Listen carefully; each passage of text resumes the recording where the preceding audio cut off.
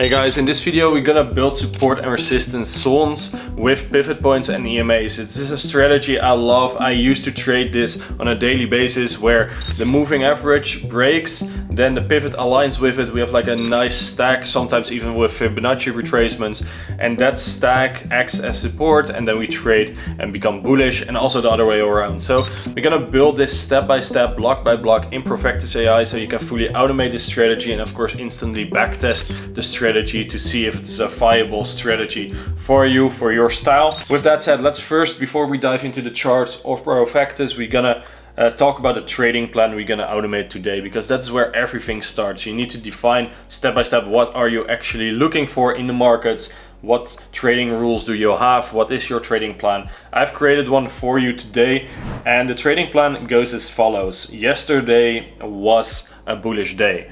That is the first thing, that's my bullish bias. If yesterday closed bullish, then we want to look for long setups. And that's something I tested. You can also change the rule, of course. Maybe if yesterday was bearish, today will become bullish. That is what I love from automation. You can test it all very quickly. And if you're a beginner, don't worry. We're gonna do it step by step in this whole series.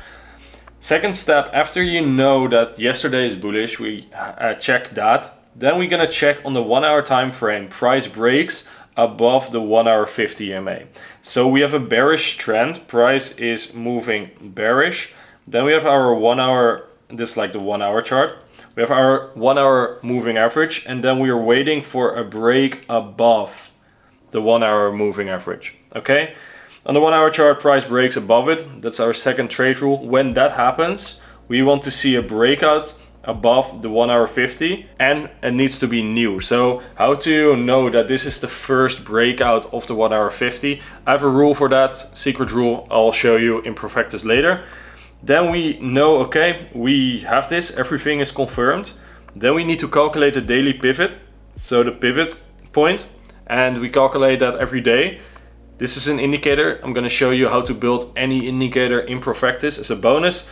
And then if price comes back to this pivot, to the 1 hour 50, we're gonna go long. And that's what happens here. Place a buy limit on the 1 hour 50 EMA, and with the 1 hour 50 EMA there, it's beautiful support. Then trade management. First of all, we have the exit, the trades when price reached the daily 20. So if the 1 hour 20 moving average is here, then somewhere fair above is our target, and that's the daily 20 moving average.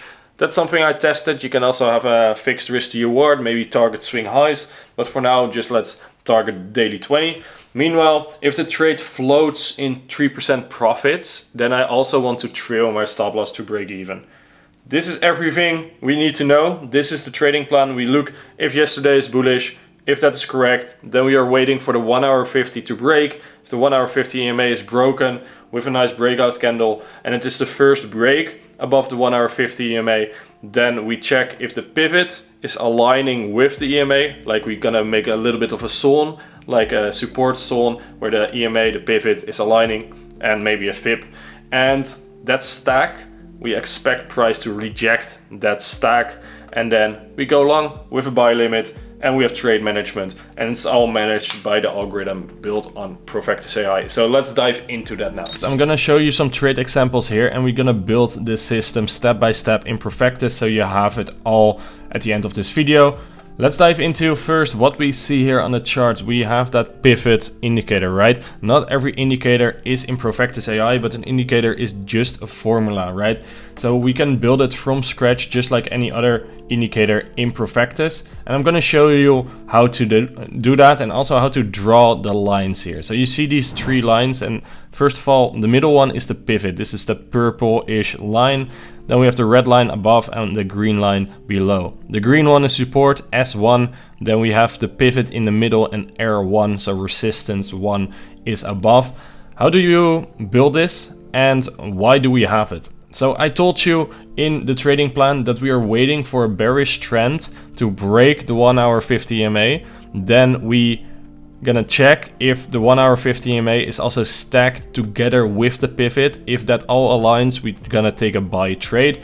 And if we zoom in here a little bit, and we are waiting, now the moving average is breaking, but what we miss here is still a close outside of the 1 hour 50 EMA, and it means the low of a 1 hour candle is still above the moving average. That is what I'm waiting for, and then the pivot is already very close to the moving average, so this looks like a valid setup is happening soon.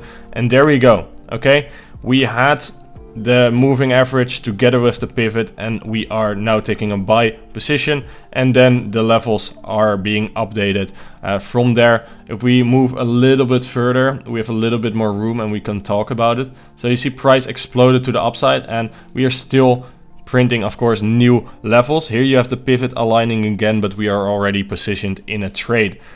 Now we have seen it in action. How do you convert this trading plan to Profectus? Well, the first thing is, of course, defining what is a pivot and having that. If the indicator is not there, we're going to build it from scratch. And it's rather simple. We have run per candle, and this is on the daily time frame. So you can define, of course, here with when to trade, when to start looking for your conditions, when to start your algorithm.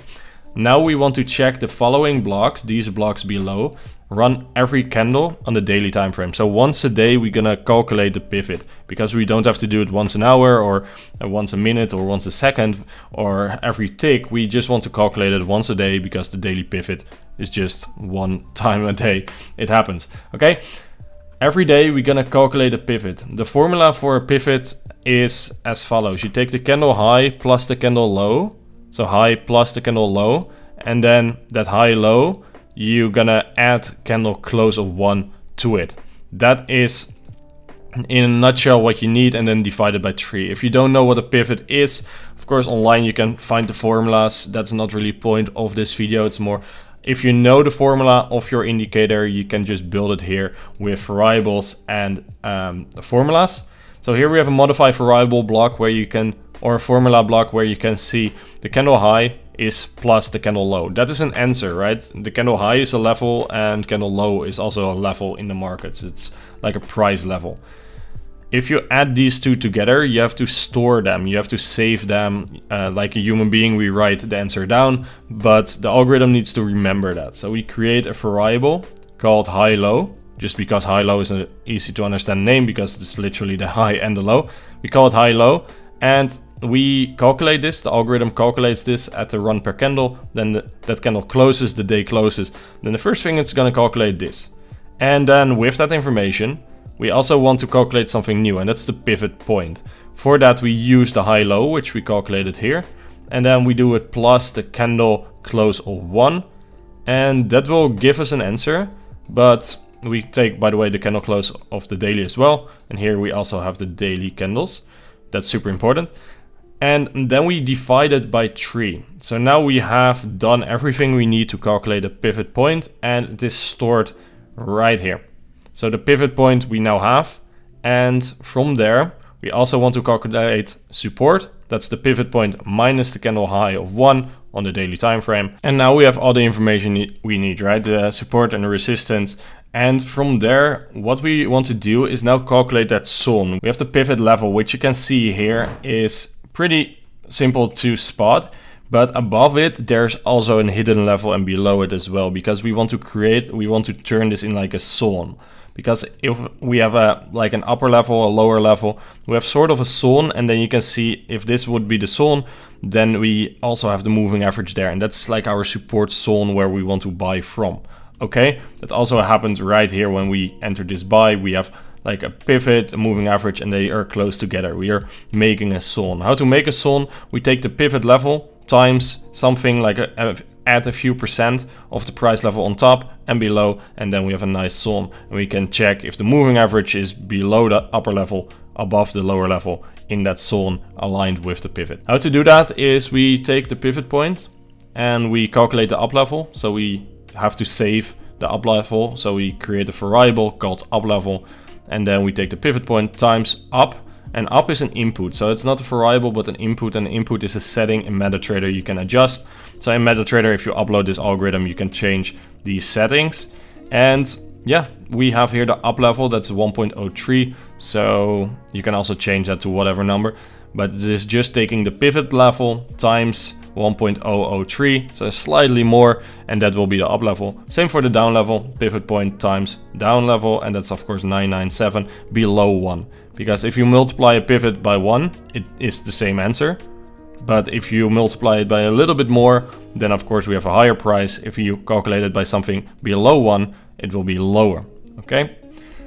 And that's all we need. Then we delete the drawings if we had any from yesterday, and then we draw on the chart. And drawing on the chart, what do we want? We have this purple pivot point we draw. So we selected the variable, the pivot point, the support, and the resistance level. That is all we need regarding pivot points. The second thing we're gonna do now is the bigger tree. This is where the magic happens.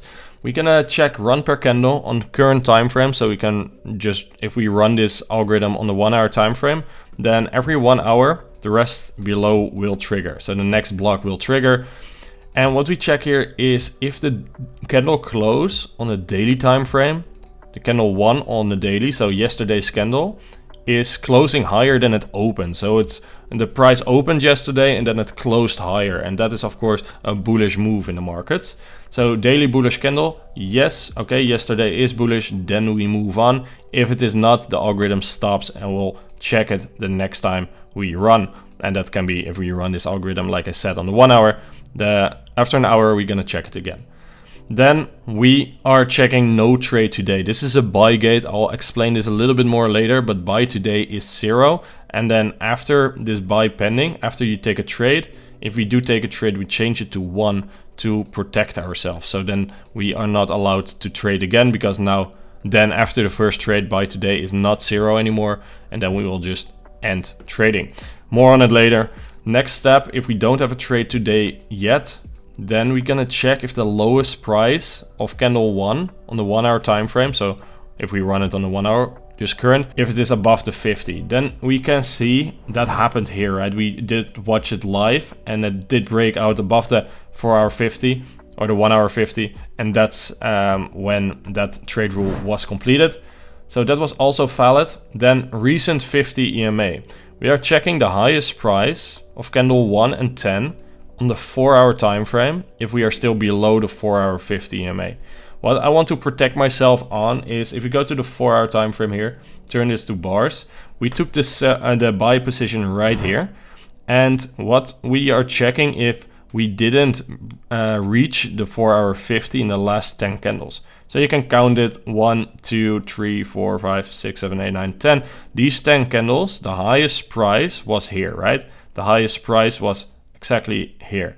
That is lower than the moving average, the 4 hour 50. So that's also valid in this trading plan. Next up is we move to the next block, and that is room for trade. This is to measure if the moving average is aligning with that up level. Is it in the zone of the pivot? We turn the pivot into a zone by multiplying something, and that is the up level and then the down level as well.